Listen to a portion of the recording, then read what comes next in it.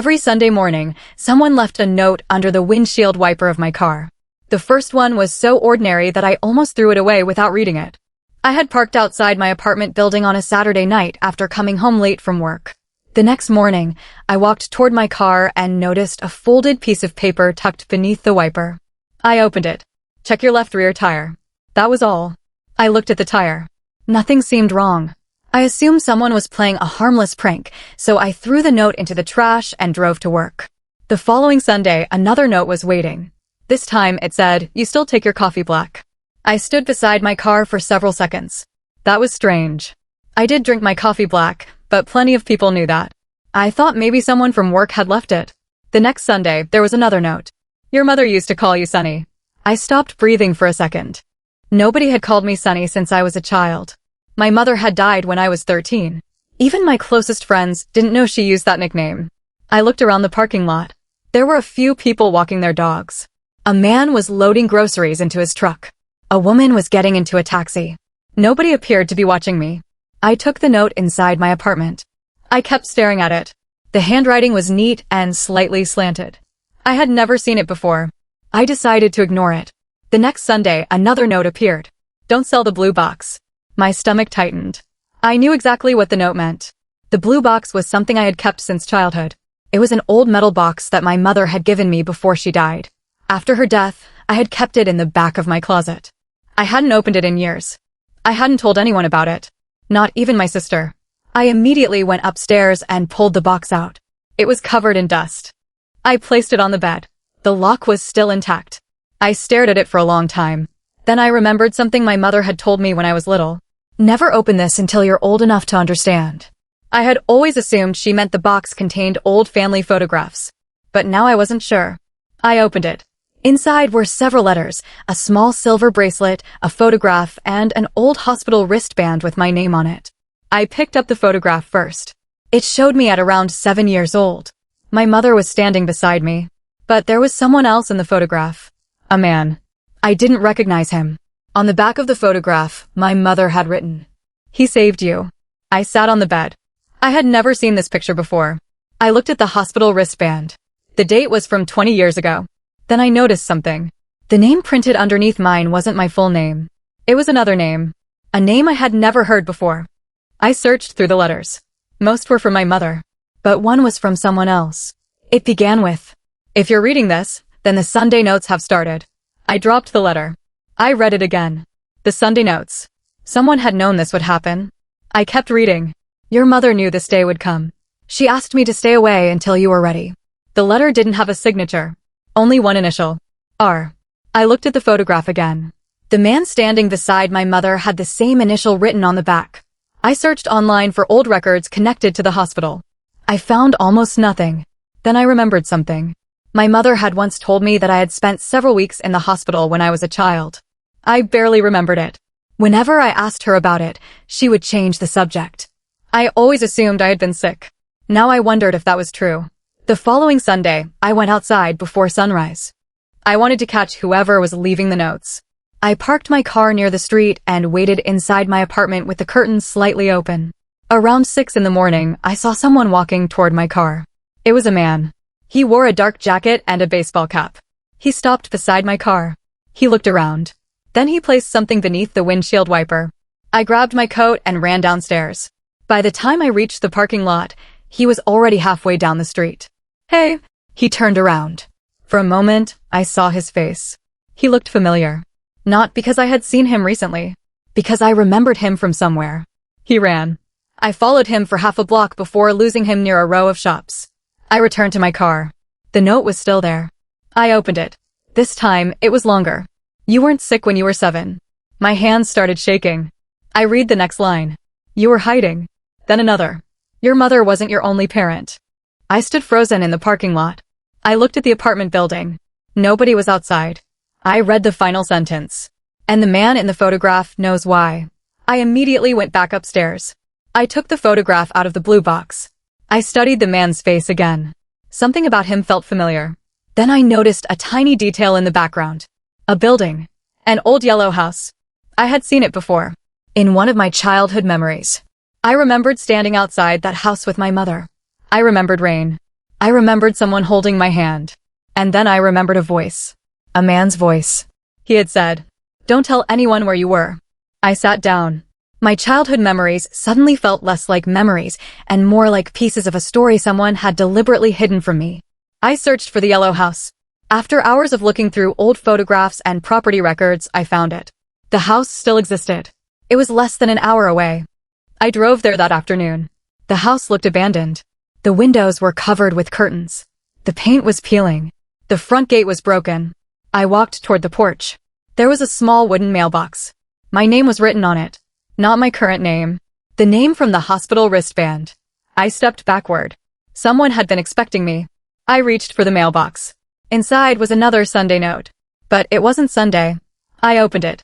There were only 3 words. You remembered him. I looked around the empty street. Then I heard a door open behind me. I turned. An older woman was standing on the porch. She stared at me. Her face went pale. Then she whispered, "You're not supposed to be alive." The woman's words stayed in my head as I stood frozen outside the old yellow house. You're not supposed to be alive. I wanted to ask what she meant, but before I could say anything, she stepped backward and looked toward the road. Come inside. I didn't move. Who are you? She looked at me again. My name is Vesper. Her voice was trembling. I knew your mother. That was enough to make me follow her. The inside of the house looked nothing like the outside. It was clean and carefully maintained. Old photographs covered the walls. I recognized my mother in several of them, but she was much younger. In one photograph, she was standing beside the same man from the picture inside my blue box.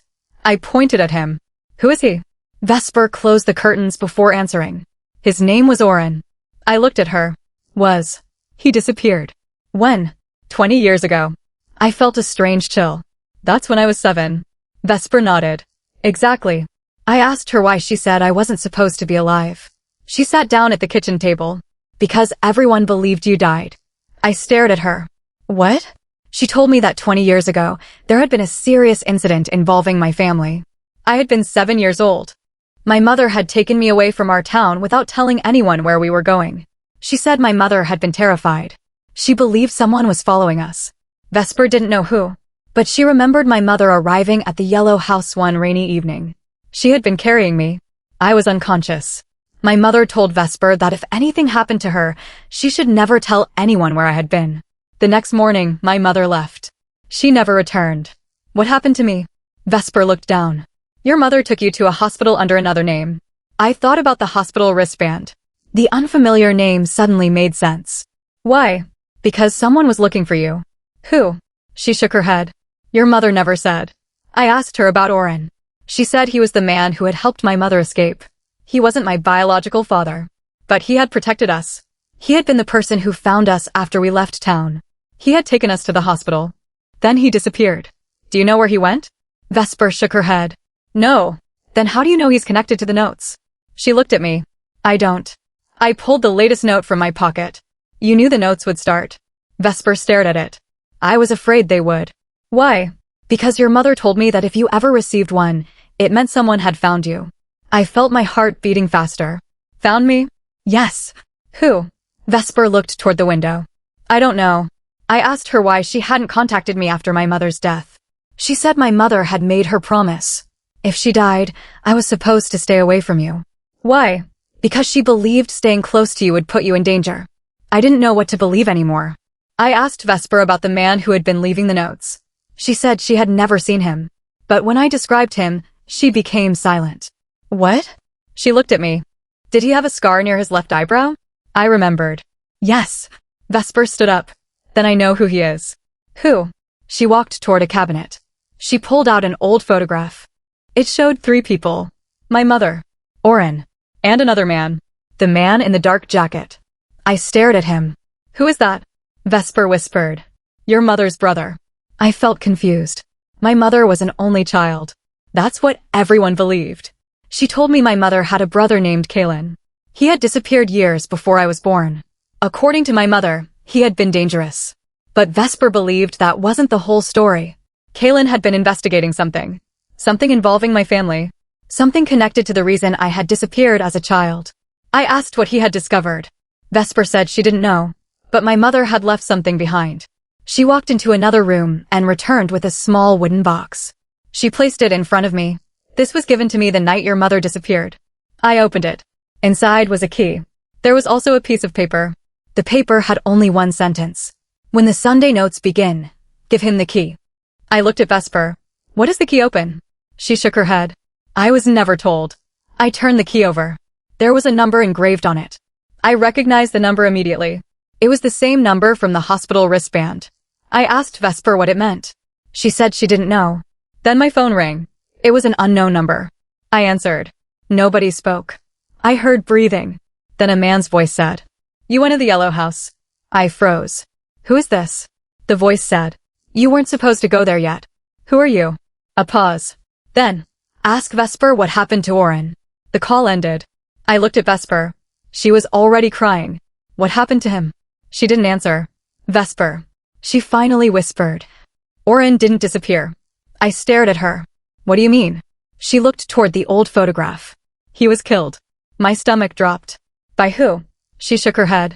"That's what your mother was trying to find out." I looked at the key in my hand. Then I noticed something engraved beneath the number. A tiny symbol. It was the same symbol I had seen on the back of the photograph of my mother and Oren. I asked Vesper what it meant. She said it was the symbol of an old private organization that had existed in our town decades ago. An organization that had been involved in several unexplained disappearances. I asked if my mother had been part of it. Vesper shook her head. "No." "Then why did she know about it?" "Because she was trying to expose it." I looked at the Sunday notes again. Suddenly, the messages made sense. They weren't random. Someone was trying to guide me toward the truth. But I still didn't know whether that person wanted to help me or use me. I returned home that evening. I locked the door. I placed the blue box on my kitchen table. Then I opened the first letter from my mother again. This time, I noticed something I had missed. There was a faint line written beneath the signature. "Look behind the mirror." I immediately went to the hallway. There was an old mirror hanging on the wall. I removed it. Behind it was a small envelope. Inside was another photograph. This one showed me at 7 years old. I was standing beside Oren. On the back was a date. The same date from the hospital wristband. But there was something else. A sentence written in my mother's handwriting. That night, Kellen wasn't supposed to be the one who disappeared. I stared at the words. Then I heard a sound outside my apartment. Someone had stopped beside my car. I looked through the window. The man with the scar was standing in the parking lot. He wasn't leaving a note this time. He was looking directly at my apartment. Then he slowly raised his hand. He was holding the blue box. I looked down at my kitchen table. The blue box was still there. I looked back outside. The man was gone. But there was something on my car. A new note. I ran downstairs and grabbed it. This one contained only one sentence. "Now you know why your mother changed your name." I stood beside my car reading the note again and again. "Now you know why your mother changed your name." I looked up at the empty parking lot. The man with the scar was gone. There were no footsteps. No car leaving. Nothing. I folded the note and put it in my pocket. Then I noticed something under my windshield wiper. Another piece of paper. This one had an address. I recognized the street immediately. It was the hospital where I had supposedly been treated as a child. I hadn't been there in 20 years. The next morning, I drove there. The hospital had changed completely. The old entrance had been replaced by a glass building. I went inside and asked if they had records from 20 years ago. The receptionist told me most older records had been transferred to an archive facility.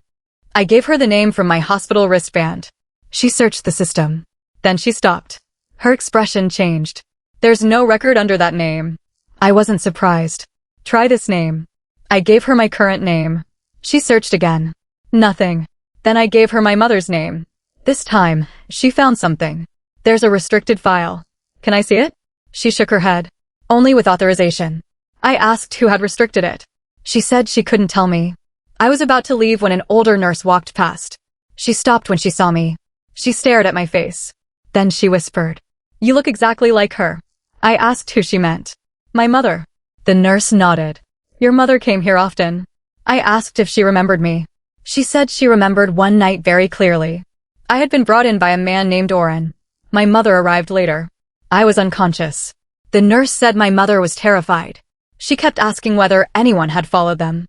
Then she said something that made me stop. "Your mother asked us to change the child's identity." I already knew that part. But the nurse continued.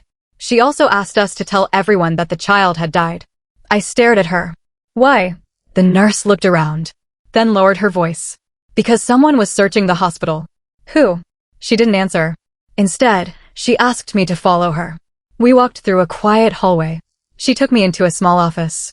She closed the door. Then she opened an old drawer. Inside was a photograph. It showed my mother, Oren, and the nurse. The date was the same night I had been brought into the hospital. On the back was a message. Do not let them find him. I asked who they were. The nurse said she didn't know. But she remembered a man who had come looking for me. He had shown her a photograph of me. She had refused to tell him anything. I asked what the man looked like. She described him. Dark hair. Tall. Scar near his left eyebrow. The same man who had been leaving the notes. I felt a chill. Do you know his name? She shook her head. But he wasn't alone. There was someone with him. Who? She hesitated. Your father. I stared at her. My father. She nodded. He was younger then. I couldn't understand. My father was there? Yes. But he told me he didn't know about the hospital. The nurse looked at me. Then he lied. I thanked her and left. On the drive home, I couldn't stop thinking about my father. I had always believed he had been separated from my mother when I was young. Now I wondered if that was true. When I arrived home, I found an envelope taped to my apartment door. There was no name. Inside was a photograph of my father standing outside the hospital. On the back was a message. He came looking for you. I immediately called him. He didn't answer. I called again. Nothing. Then I received a text. Don't call me again. I stared at the message. I replied, tell me the truth. A minute later, another message appeared. I was trying to find you before they did. I asked who they were. No answer. Then my phone rang. It was Vesper. She told me to come to the yellow house immediately. When I arrived, she was waiting outside. She looked frightened. What happened? She handed me a small envelope. This was left at my door. Inside was a photograph. It showed Vesper, my mother, and Oren standing outside the yellow house. But someone had circled Vesper's face. Underneath was written, she knows where the first key is. I looked at her. What first key? Vesper shook her head. I don't know. You just said you were given a key. That's the second one. I pulled the key from my pocket. What does it open? She said she had been trying to find out for years. Then she remembered something. My mother had once told her about a locker at an old train station. A locker with a number matching the hospital wristband. We drove there together. The station was almost empty. We found the old lockers near the back entrance. The number on my wristband matched one of them. I inserted the key. The lock opened. Inside was a small tape recorder, several photographs, and a sealed envelope. I opened the envelope first. It contained a letter from my mother. Kellen, if you have found this, then the first part of the truth has already reached you. I kept reading. Your father didn't change your name. I stopped. The next line made my hands shake. I did. Then she explained why. My real name wasn't the name written on my birth certificate. It belonged to someone else. Someone who had died before I was born. I didn't understand. I read the letter again. My mother had discovered that the organization was tracking certain families. Children connected to those families were being monitored. She changed my identity to hide me. But there was one problem. Someone inside the hospital knew my new identity. That person gave it to the organization. My mother suspected the nurse. But she was wrong. The letter said, the person who betrayed us was someone I trusted more than anyone. I looked at Vesper. She shook her head. Don't look at me. I told her I wasn't. Then I picked up the tape recorder. There was a recording inside. I pressed play. My mother's voice filled the small room. If you're hearing this, Kellen, then I couldn't protect you forever. She paused. Then she said something that changed everything. The Sunday notes aren't from the person you think. I looked at Vesper. The recording continued. They aren't warnings. I felt my heart drop. They're instructions. My mother explained that every Sunday, someone would leave a note leading me to another piece of evidence. But the notes were never supposed to begin until I was 30. I checked the date. I was 30. She had planned everything. Then her voice became quieter. If the notes have started, it means the person who is supposed to protect you has failed. I stopped the recording. What does that mean? Vesper looked at me. Your mother had someone watching you. Who? I don't know. Then the tape continued by itself. My mother's voice returned. But there is one person you must never trust. A long silence followed. Then she said a name. I dropped the recorder. It was the name of the person I had trusted most after my mother's death. The person who had helped raise me. The person who knew everything about my childhood. My aunt. I looked at Vesper. My aunt. Vesper's face went pale. Then someone knocked on the locker room door. 3 slow knocks. Vesper grabbed my arm. We stood completely still. The knocking came again.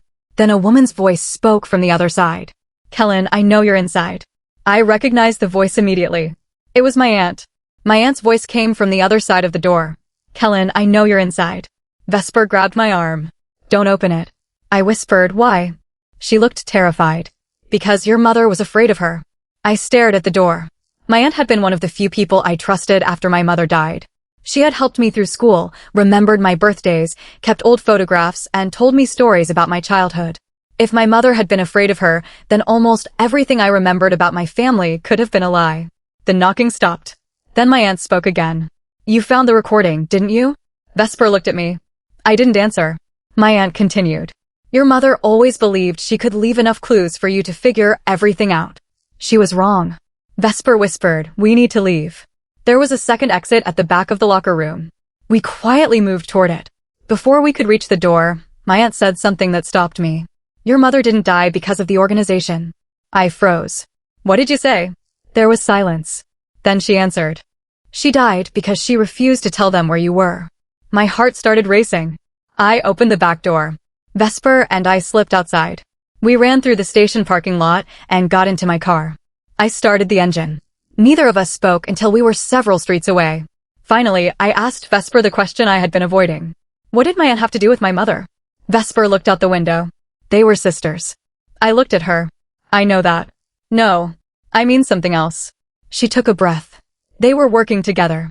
I couldn't understand. My aunt helped your mother disappear. Then why did my mother fear her? Because your aunt changed sides. I pulled the car over. Vesper explained that my mother and my aunt had both discovered the organization when they were young. They had learned that several families in the area were connected to it. They tried to expose the group. But someone inside their own family betrayed them. That person was my aunt. She had originally helped my mother hide me. Then she changed her mind. She believed the only way to keep me safe was to give the organization something they wanted. Information. My location. My new name. Everything. My mother found out. That's when she cut all contact with her sister. I asked why my aunt had continued acting like she cared about me. Vesper said because she genuinely did. That was the confusing part. She hadn't betrayed me because she hated me. She believed she was protecting me. I didn't know whether that made things better or worse.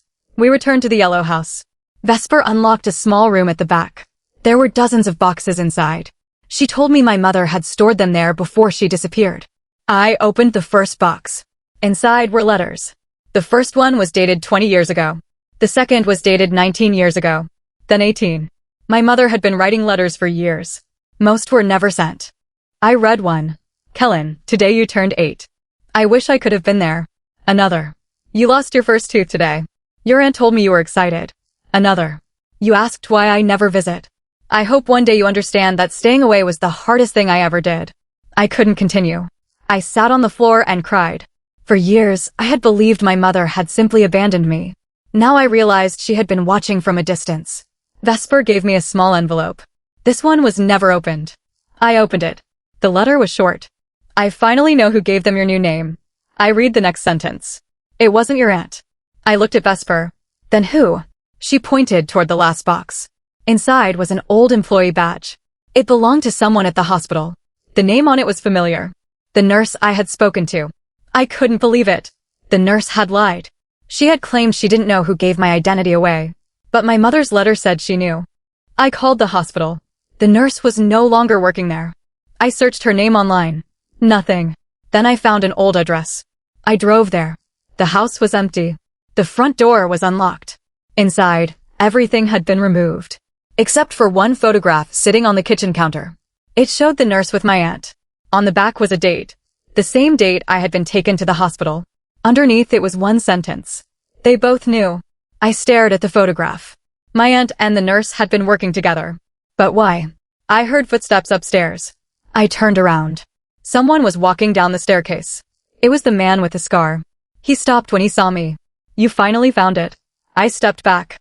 You left the notes. He nodded. Every Sunday. Why? Because your mother asked me to. I didn't believe him. My mother is dead. I know. He explained that before she died, my mother had contacted him. His name was Riven. He had been Oren's closest friend. He had spent years watching over me. I asked why he had scared me. He shook his head. I wasn't trying to scare you. You followed me. I was making sure you found the right places. Then why didn't you just tell me? Because if I told you directly, someone would know you had been contacted. I asked who. He looked at the photograph of my aunt and the nurse. Her. My aunt. Riven explained that my aunt had been searching for the same evidence. But she didn't want the truth exposed. Not because she wanted to hurt me. Because she believed the truth would destroy our family. I asked what my mother had discovered. Riven looked at me. She found out what happened to Oren. I remembered Vesper telling me he had been killed. What really happened? Riven sat down. Oren didn't die when you were 7. I stared at him. What? He survived the attack. Then where is he? Riven looked at the floor. He was alive for 6 years after that night. I couldn't breathe. What happened 6 years later? He came back looking for you. And? He disappeared again. I asked if he was dead. Riven shook his head. No. That single word changed everything. Where is he? Riven looked at me. He's been watching you. I felt a chill. All these years. Yes. Then why didn't he contact me? Because your mother told him not to. I couldn't understand. Why? Because your mother believed someone close to you was reporting everything you did. I looked at the photograph. My aunt. The nurse. My father. Someone had been watching me for years. Then Riven handed me another note. This one wasn't handwritten. It had been typed. You have 7 days. I looked at him. 7 days for what? He didn't answer.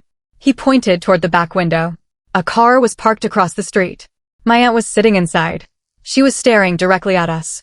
Riven whispered. She knows you found him. I looked at the car. My aunt slowly stepped out. She wasn't alone. A man was standing beside her. An older man. I recognized him immediately from the photograph in my blue box. Oren. The man everyone had told me was dead. He looked directly at me. Then he raised his hand. And I realized something. He wasn't trying to warn me. He was asking me to come with him. I stood frozen by the window, staring at the man I had spent 20 years believing was dead. Oren. He looked older than he did in the photograph, but there was no doubt it was him. My aunt stood beside him. Riven was still behind me. Don't go outside, he said. I turned toward him. You told me he was watching me. He was. Then why is he here now? Because he knows the situation has changed. I looked back through the window. Oren was still standing beside my aunt. He didn't look angry. He looked exhausted. My aunt raised her hand and pointed toward the house. Then she turned around and walked toward the car. Oren stayed behind. I stepped outside. Riven followed me. Oren looked at me for several seconds. Then he said my childhood nickname. Sunny. I felt my chest tighten. Only my mother had called me that. Oren smiled sadly. Your mother used to say you hated that name. I don't remember you. I know. He looked at Riven. She was right.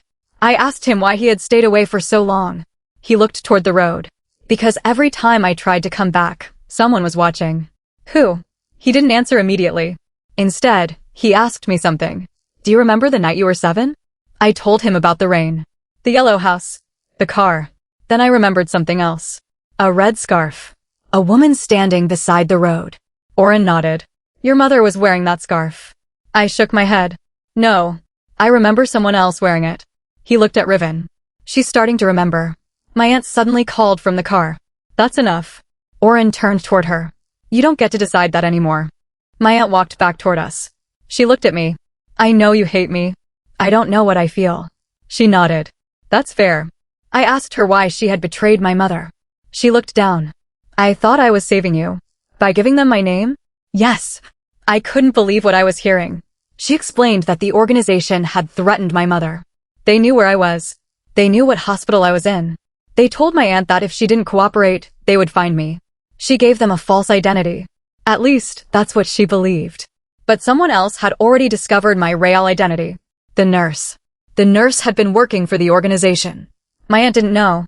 I asked why my mother had written that my aunt wasn't the person who gave away my name. My aunt looked surprised. She knew. She knew what? She knew I was trying to protect you. That was the part that hurt the most. My mother hadn't hated her. She had understood her. But she had still stayed away. I asked Oren what happened after the hospital. He explained that he took my mother to the yellow house. She stayed there for one night. Then she took me to the hospital under another identity. After that, Oren helped her disappear. But someone found them. The person who found them was the same man whose face I had seen in the photograph. The man who had caused the accident. I asked who he was. Oren said his name was Soren. He had been the leader of the organization. He wasn't a relative. He had been obsessed with my grandfather's work. He believed my family had stolen something from him. What? Oren looked at me. The original records. What records? Birth records. I didn't understand. He explained that the organization had been tracking families through private records. They used birth certificates, hospital records, school records, and other documents to locate certain people. My mother had discovered the system. She wanted to expose it. That's why she changed my identity. That's why the organization wanted me. I asked why I was so important. Oren didn't answer. Instead, he took something from his pocket. A small cassette tape. He handed it to me. Your mother recorded this for you. I looked at Riven. He nodded. I found an old tape player inside the yellow house. We went inside. I inserted the cassette. Static filled the room. Then my mother's voice. Kellen. I closed my eyes. I don't know when you'll hear this. Her voice was soft. If you're hearing it, then you're old enough to understand what I couldn't tell you. She explained that the person who had been searching for me wasn't interested in hurting me. They believed I carried something that belonged to my grandfather. Something that had been passed down without anyone realizing it. I looked at Oren. What? The recording continued. The truth is hidden in your memories. I felt confused. My mother said that when I was 7, I witnessed something. Not the accident. Something that happened before it. She said I had seen a meeting between Soren and my grandfather. I had overheard a conversation. And, because I was a child, I remembered it differently. But my memory contained a clue. A sentence. A number. A name. My mother had spent years trying to recover that memory. But she didn't want to force me. She wanted me to remember naturally. I suddenly remembered something. A room. A wooden table. My grandfather sitting across from Soren. There was a blue folder on the table. I heard my grandfather say, "The child has nothing to do with this." Soren replied, "He is the key." I opened my eyes. I told everyone what I remembered. Oren looked stunned. Riven immediately asked me what came next. I closed my eyes again. There was a clock on the wall, a painting, a door, and a number written on the blue folder. 27. I opened my eyes. The number was 27. Oren looked at Riven. Riven went pale. What? Riven said. Locker 27. I remembered the old train station. The locker I had opened. I thought the key had opened the first piece of evidence. But maybe there had been another locker. A second one. We returned to the station. Locker 27 was several rows away from the first. The key from my blue box opened it. Inside was a small metal container. There was no letter. No photograph. Only a USB drive. Riven connected it to his laptop. There were hundreds of documents. Hospital records. Birth records. Names. Dates. Then we found my name. But beside it was another name. The name on my original hospital wristband. I stared at the screen. It wasn't a random name. It belonged to another child. A child who had been admitted to the same hospital on the same night. The records showed that the child had disappeared. I looked at Oren. Who is this? He didn't answer. My aunt looked at the screen. Then she whispered. That was Soren's daughter. I felt a chill. My mother had changed my identity to protect me. But somehow my new identity belonged to another child. A child connected to the person searching for me. I suddenly understood why they had spent years looking for me. They didn't know who I really was. They thought I was someone else. But there was another document. A medical report. It showed that the other child had survived. And there was a photograph attached. I opened it. The child was older now. A young woman. Her name was written beneath the photograph. I recognized her immediately. She was someone I had met many times. Someone who had been helping me throughout the past year. Someone I had never suspected. My coworker. Melis. I looked at Riven. Why is she in these records? Before he could answer, my phone rang. It was Melis. I answered. She said only one sentence. Please don't trust Oren. Then the call ended. I looked at Oren. He was already looking at me. And for the first time, I wondered if the man I had spent years searching for was actually the person my mother had warned me about. I stared at my phone after Melis ended the call. Please don't trust Oren. Those 5 words kept repeating in my head. I looked at Oren. He didn't ask what she had said. That made me even more suspicious. She told me not to trust you. Oren nodded slowly. I expected that. Why? Because she doesn't know the whole story. Riven stepped between us. Neither do we. My aunt looked at the documents on the laptop. We need to leave. I asked why. She pointed toward the entrance of the station. Two men had just walked inside. They weren't police officers. They were looking around.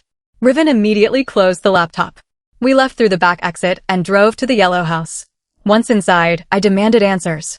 Who is Melis? Oren sat across from me. She is the child who was given your identity. I couldn't believe it. Then why did she become my coworker? Because she has been looking for you. To hurt me? No. Then what does she want? Oren looked at my aunt. She wants her life back. I didn't understand. Oren explained that when my mother took me to the hospital, there were two children being treated that night. Me and Soren's daughter. My mother knew the organization was searching for me, so she switched our records. I became the other child on paper. Melis became me. The organization spent years searching for the wrong person. But Melis eventually discovered what had happened. She learned that her identity had been taken from her. She started searching for the person who had received it. That person was me. I asked why she had become my coworker. Oren said she had found me months earlier. She wanted to understand whether I knew anything. But she became my friend. That wasn't an accident. I felt betrayed. Was anything real? Oren didn't answer. I asked again. Was she actually my friend? He finally said. I think she wanted to be. That answer hurt more than I expected. I opened the USB again. There were more files. One folder was labeled with my mother's name. Inside was a video. I played it. My mother appeared on the screen. She looked older than I remembered. She was sitting in the same yellow house. She looked directly into the camera. Kellen, if you've reached this file, then you've met Melis. I froze. My mother knew. She continued. Don't hate her. I looked at Oren. My mother's voice continued. She has spent her entire life carrying a name that was never hers.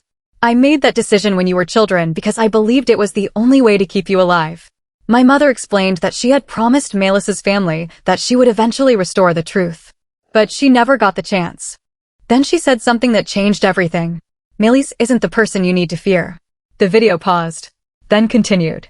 The person you need to fear is the one who taught you to forget. I stared at the screen. I knew immediately who she meant. My father. I had already learned that he had been at the hospital. But there was more. My mother explained that after I left the hospital, my father took me away.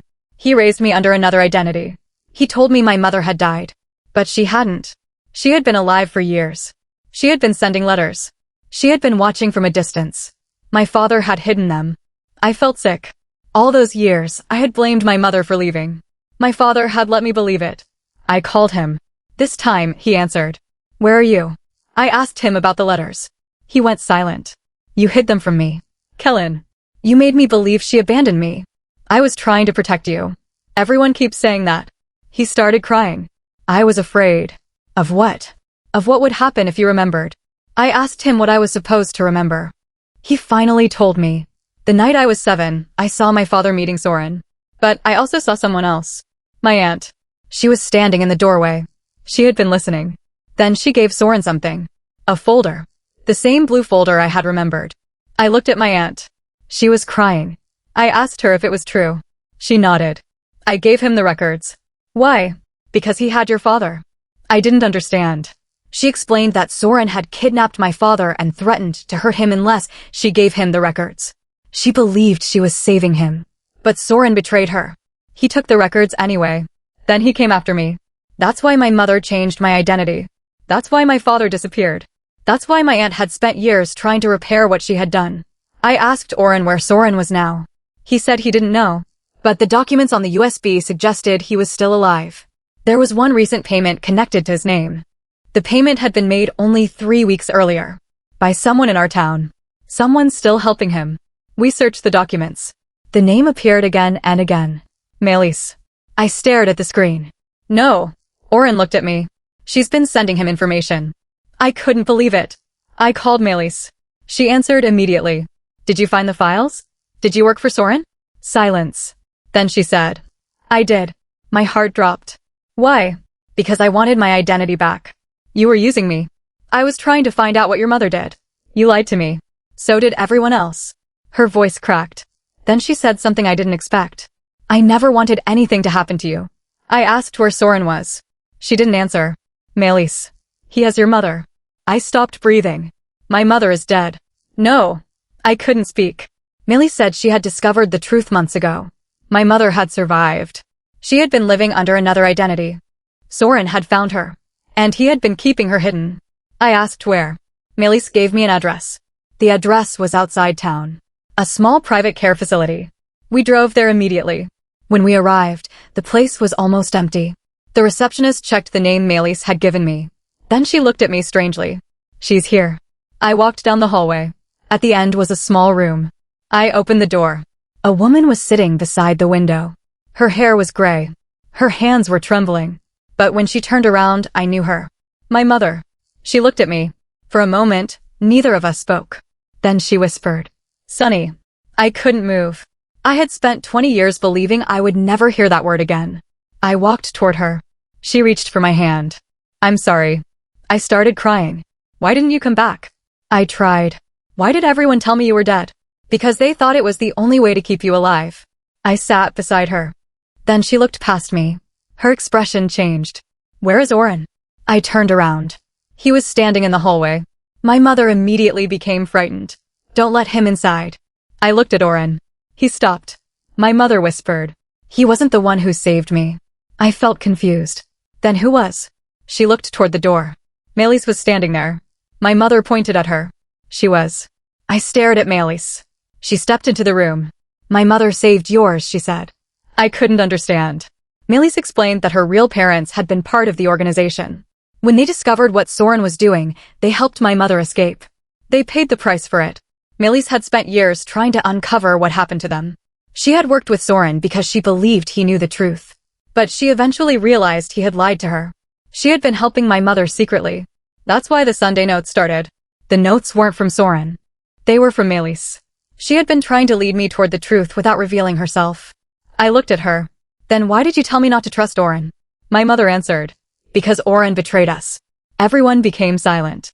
Oren looked at her. "Not the way you think." My mother shook her head. "You made a deal with Soren." Oren didn't deny it. "I made a deal to keep Kellen alive." My mother looked at me. "He gave Soren the location of the yellow house." I looked at Oren. "Why?" He said, "Because Soren already knew where you were. I had to give him something else." My mother closed her eyes. "But you didn't tell me." I couldn't. Then the lights suddenly went out. A loud crash came from the hallway. Someone had entered the facility. Oren immediately moved toward the door. Riven grabbed me. "Stay behind me." Then we heard a man's voice from the darkness. "Kellen." I recognized it. Soren. He had finally found me. And this time, he wasn't leaving without the one thing my mother had spent 20 years protecting. The voice in the hallway made everyone freeze. "Kellen." I knew that voice. I had heard it in my childhood memories. The same calm voice from the room with my grandfather. The same voice that had told me I was the key. "Soren." Riven immediately pushed me behind him. My mother tried to stand, but she was too weak. Oren moved toward the hallway. "Stay here." Soren laughed from the darkness. "You always did like pretending you were the hero." The emergency lights came on. For a second, I saw him standing at the end of the hallway. He was older now. Gray hair. A long coat. But his eyes were exactly the same as I remembered. He looked at me. "You finally remembered." I couldn't move. He slowly walked toward us. My mother grabbed my hand. "Don't listen to him." Soren stopped. "Your mother has spent 20 years teaching you half-truths." He looked at me. "Ask her what happened the night your grandfather died." I looked at my mother. She closed her eyes. Soren smiled. "Exactly." Oren stepped forward. "You're not taking him." Soren looked at him. "You already gave me what I wanted once." Oren's face hardened. "That was a mistake." Soren laughed. "Then make another one." Riven suddenly moved toward him. The two men struggled near the hallway. Maya pulled me toward the opposite door. "Come with me." I looked at my mother. "I'm not leaving her. She can walk." My mother shook her head. "Go." I refused.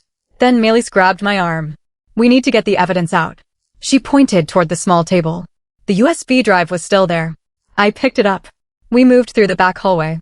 Behind us, I heard shouting. Then a door slammed. We ran outside. The parking lot was empty. I looked back. Oren came running out. Riven was behind him. My aunt and my mother followed slowly. But Soren was nowhere to be seen. We got into the cars and drove away. Nobody spoke for several minutes. Finally, I asked my mother the question Soren had raised. "What happened the night my grandfather died?" She looked out the window. "Your grandfather wasn't killed." I stared at her. What? He disappeared. Why? Because he knew Soren was coming for him. She explained that my grandfather had discovered the organization was using family records to track children. He wanted to expose them. But before he could, he disappeared. Everyone assumed he had died. He hadn't. He had gone into hiding. He continued collecting evidence. Then, years later, he contacted my mother. He told her that someone inside the family was helping Soren. My mother asked who. He never told her. Instead, he gave her the blue box. The same blue box I had found in my closet. I asked why it contained things connected to my childhood. She said because it was meant to reach me when I was old enough. My grandmother had hidden it. My mother had added the letters. And Melis had started the Sunday notes. I looked at Melis. So my grandmother knew about you? She nodded. She found my parents before they disappeared. My mother explained that Melis had been only a child when everything happened. My grandmother had secretly protected her too. That's why the two families had remained connected. I looked at the photographs again. Suddenly, the entire story felt different. The Sunday notes weren't warnings about someone coming after me. They were breadcrumbs. Someone had been trying to return my memories to me. But there was still one question. Why did Soren call me the key? Nobody answered. I looked at Oren. He finally spoke. Because you saw something nobody else saw. I remembered the blue folder. The meeting with my grandfather. Soren. My aunt. And a young version of me standing outside the door. I closed my eyes. The memory became clearer. My grandfather had opened the blue folder. Inside were several pages. He had looked at Soren and said, "You can't have this." Soren replied, "The child knows where it is." My grandfather looked toward the doorway. He had seen me. Then he walked toward me. He knelt down. He whispered something. I had forgotten the words. I tried to remember. Then suddenly they came back. Look under the third step. I opened my eyes. The third step. Everyone stared at me. What? The yellow house. We returned there. The third step on the porch looked ordinary. But when Oren lifted it, there was a small metal compartment underneath. Inside was a sealed envelope. My mother immediately recognized it. That was your grandfather's. I opened it. Inside was a single page. It contained a list of names. At the bottom was one name circled several times. Soren. Beside it was another name. My father. I looked at my mother. She shook her head. No. Then I noticed the date. The document had been written before my father and mother had even met. My father wasn't involved with Soren. His name was there because my grandfather had been investigating him. I read the note again. It said, "His son doesn't know the truth." I looked at Oren. Which son? He didn't answer. My mother did. Soren's. I remembered Melis. She was Soren's daughter. But the note said son. That meant there was another child. Another person. Someone else connected to Soren. I looked at the photographs. My aunt. The nurse. Oren. My grandfather. Then I noticed a picture I hadn't paid attention to before. It showed Soren standing beside a young boy. The boy had the same eyes as Soren. But there was something else. A small scar near his left eyebrow. I looked at Riven. You know him. Riven's expression changed. Yes. Who is he? He took a long breath. His name is Selim. My stomach dropped. That name was on one of the hospital records. Riven nodded. He was the other child. I finally understood. The child whose identity had been switched with mine. The child whose records had disappeared. Selim wasn't dead. He had been hidden. And he had been helping Soren. But why? My mother looked at me. Because Soren told him that your family stole his life. I asked where Selim was now. Riven said he didn't know. Then my phone vibrated. A message had arrived. No number. Just a photograph. It showed Selim standing outside the yellow house. Underneath it was a sentence. You found the wrong key. I looked at the house. There was another message. Come alone. I showed everyone. My mother immediately said no. But I knew I had to go. Not because I trusted the message. Because I finally understood what my grandmother had been trying to teach me. The truth wasn't something I could keep running from. I walked toward the back of the house. There was an old shed. The door was open. Inside was a wooden chair. Selim was sitting in it. He looked younger than I expected. Maybe 30. He had the same scar as the man who had been leaving the notes. I stared at him. You've been following me. He nodded. You've been leaving the Sunday notes. Another nod. Why? Because I wanted you to remember. Why? Because I needed you to understand what our families did to each other. I asked him whether Soren had sent him. He laughed. No. That surprised me. He told me he had spent years believing Soren was his protector. Then he discovered the truth. Soren had manipulated him. He had told Selim that my mother had stolen his identity. But the truth was different. My mother hadn't stolen anything. She had switched our records to protect both of us. Selim had been hidden because Soren was searching for him too. I asked why he didn't just tell me. Because I didn't know who to trust. I understood that feeling. Then Selim handed me a small envelope. This is the last thing your grandfather left. I opened it. Inside was a final letter. It said, Kellen, if you have reached this point, then the people who wanted you to remain confused have failed. I continued reading. The truth is simple, even though the road to it wasn't. My grandfather explained that the organization had been built around secrecy. People were given false names. Families were separated. Children were hidden. Records were manipulated. But he had discovered something even bigger. The organization was collapsing. Soren had been trying to rebuild it. And the reason he needed me was because my memories contained the location of the original records. The records that could expose everyone involved. I looked at Selim. Where are they? He smiled. You already know. I thought about the blue box, the hospital, the locker, the yellow house. Then I remembered the first note. Check your left rear tire. I suddenly understood. The first note wasn't random. My car had been used to transport something. I ran outside. I checked the left rear tire. Nothing. Then I looked underneath the car. There was a small metal panel. I opened it. Inside was a sealed packet. The original records. I stared at them. 20 years of secrets. Everything my mother had been trying to protect. Everything Soren had been trying to find. Everything my grandmother had hidden. I looked at Selim. Why did you bring me here? He answered quietly. Because I couldn't destroy my father's lies alone. Then we heard footsteps behind us. I turned. Soren was standing at the end of the road. He looked at the packet in my hands. For the first time, he looked genuinely afraid. You don't understand what you're holding. I looked at him. I understand enough. He took one step forward.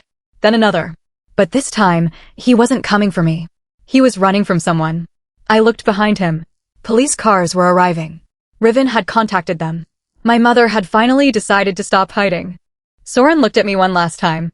You think this ends everything? I shook my head. No. I looked at the records. It ends the lies. Soren was taken away. Selim surrendered peacefully. And for the first time, nobody ran. But before we left, I looked at the yellow house one last time.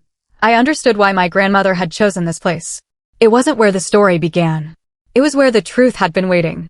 By the time the police finished questioning everyone, the sun was beginning to rise. I sat in the back of a quiet room at the station with my mother beside me. For the first time in 20 years, I wasn't wondering where she was. She was sitting right there. I kept looking at her, almost afraid that if I looked away, she would disappear again. She reached over and held my hand. I should have told you everything. I shook my head. You were trying to protect me. I was. She looked down. But sometimes protecting someone means giving them the truth, even when the truth is painful. I asked her why she never came back. She told me she had tried. Several times. But every time she got close, someone connected to Soren found her. She eventually realized that staying away was the only way she could keep me safe. She had watched me grow from a distance. She knew about my first job. My first apartment. The day I graduated. She even knew about the woman I dated for 3 years. She had never contacted me. Not because she didn't love me. Because she loved me enough to stay hidden. That was difficult to accept. But I finally understood. Later that morning, I was given the original records. The documents contained everything my grandfather had collected. Names. Dates. Old agreements. Hospital records. Evidence of people who had helped the organization and people who had spent years trying to expose it. There were also records proving that my identity had been changed as a child. And there was something else. A letter from my grandfather. It was the final piece. He explained that the organization had never really been about controlling children. It had been about controlling information. They collected personal records because information gave them power.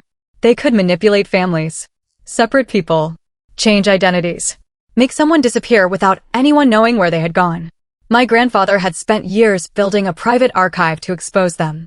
But before he could release it, he realized someone close to him was helping Soren. He didn't know who. So he hid the archive. He divided the evidence into several pieces. The blue box was one piece. The hospital records were another. The yellow house contained another. And the original documents had been hidden in my car years before I even owned it. That part confused me. I asked my mother how that was possible. She smiled. Your grandmother. She explained that my grandmother had bought the car from an old family friend. Before selling it, she had hidden the packet inside the vehicle. She knew that one day it would eventually come back to me. The first Sunday note had simply led me to it. I thought about all those notes. Every Sunday. Every strange sentence. Every clue. They had never been random. They had been carefully designed to make me remember. I asked Melis why she had chosen Sundays. She smiled sadly. Your mother told me you used to spend Sundays with your grandmother. I remembered. Every Sunday morning, my grandmother would make pancakes. She would sit beside me and tell me stories. She always told me that memories were like old photographs. You could forget where you put them, but they never really disappeared. I finally understood why the notes had started on Sundays. They were bringing me back to her. A few weeks later, the investigation became public. The organization was exposed. Several people came forward. Some admitted what they had done. Others denied everything. But the records were strong enough that the truth could no longer be hidden. Soren eventually confessed to several things. He admitted that he had manipulated Selim for years. He admitted that he had used my aunt. He admitted that he had followed my mother. But there was one thing he refused to explain. Why had he been so interested in me?